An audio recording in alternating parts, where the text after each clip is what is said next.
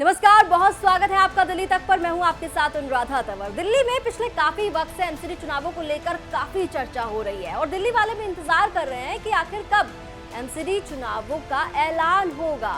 लेकिन क्यों इंतजार कर रहे हैं, पहले थोड़ा सा बैकग्राउंड में चलते हैं। जी हाँ, इस साल 9 मार्च को राज्य चुनाव आयोग ने एक प्रेस कॉन्फ्रेंस बुलाई थी और उस प्रेस कॉन्फ्रेंस को बुलाने का जो रीजन था, जो उद्देश्य था, वो ये था कि उसी दिन राज्य चुनाव आयोग एमसीडी चुनावों की तारीखों का ऐलान करने वाला था। लेकिन उसी दिन, जिस दिन ऐलान था तारीखों का चुनाव की, उसी दिन केंद्र सरकार की ओर से एक चिट्ठी जो है वो राज्य चुनाव आयोग के दफ्तर पहुंचती है, जिसमें ये कहा जाता है कि जो 3 हिस्सों में एमसीडी बटी हुई है, जो दिल्ली नगर निगम 3 हिस्सों में बटा हुआ है, जिसमें 272 वार्ड्स हैं, उन्हें एक किया जाएगा, यानी कि एमसीडी का एकीकरण किया जाएगा।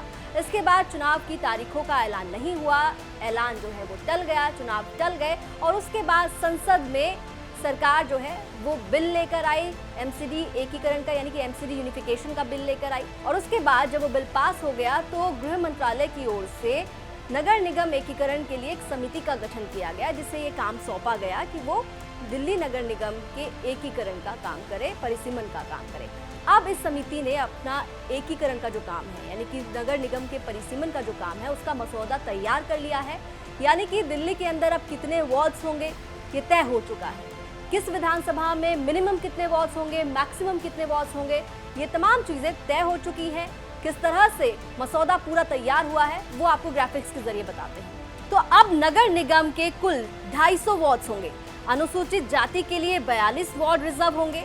अब हर विधानसभा में न्यूनतम यानी कि मिनिमम 3 और अधिकतम यानी कि मैक्सिमम 6 वार्ड होंगे। मटियाला विधानसभा में पहले सबसे ज्यादा 7 वार्ड थे, जिसे अब घटाकर 6 वार्ड कर दिए गए हैं।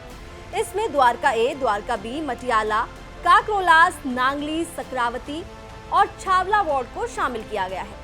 बवाना विधानसभा में भी 6 वार्ड होंगे, जिसमें कृष्णा विहार, बेगमपुर, शाहबाद डेयरी, पूत खुर्द, बवाना और नांगल ठाकरान को शामिल किया गया है। वहीं विकासपुरी विधानसभा को भी 6 वार्ड का बनाया गया है, जिसमें हस्तसल, शिव विहार, बकरवाल, बापरोला, विकासनगर और विकासपुरी वार्ड को शामिल किया गया है। 3 अक्टूबर तक लोग अपने सुझाव और आपत्तियां भेज सकते हैं। तो दिल्ली नगर निगम जो पहले 3 हिस्सों में बटा हुआ था, अब उसके एकीकरण के लिए यानी कि उसके परिसीमन का मसौदा पूरी तरीके से तैयार हो गया है। अब एक विधानसभा के अंदर मैक्सिमम 6 वार्ड्स ही हो सकते हैं और कम से कम 3 वार्ड्स ही हो सकते हैं।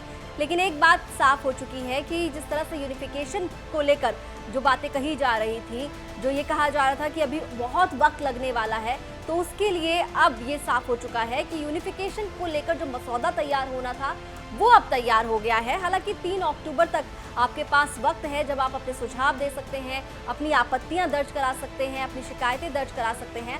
और उसके बाद देखना होगा कि अगर कुछ लोग शिकायत करते हैं, आपत्ति दर्ज करते हैं, तो उसमें कितना और वक्त जाएगा और उसके बाद ये तय होगा कि दिल्ली के अंदर एमसीडी के चुनाव कब होंगे। जी हाँ, ये एक बड़ा सवाल जो है वो पिछले काफ़ी वक्त से बना हुआ है, जिसका इंतजार दिल्ली के लोग कर रहे हैं। और ना सिर्फ दिल्ली के लोग कर रहे हैं, बल्कि तमाम चुनाव लड़ने के लिए जो राजनीतिक दल मैदान में हैं, वो भी इंतजार कर रहे हैं कि कब ये साफ होगा कि दिल्ली के अंदर एमसीडी के चुनाव होंगे।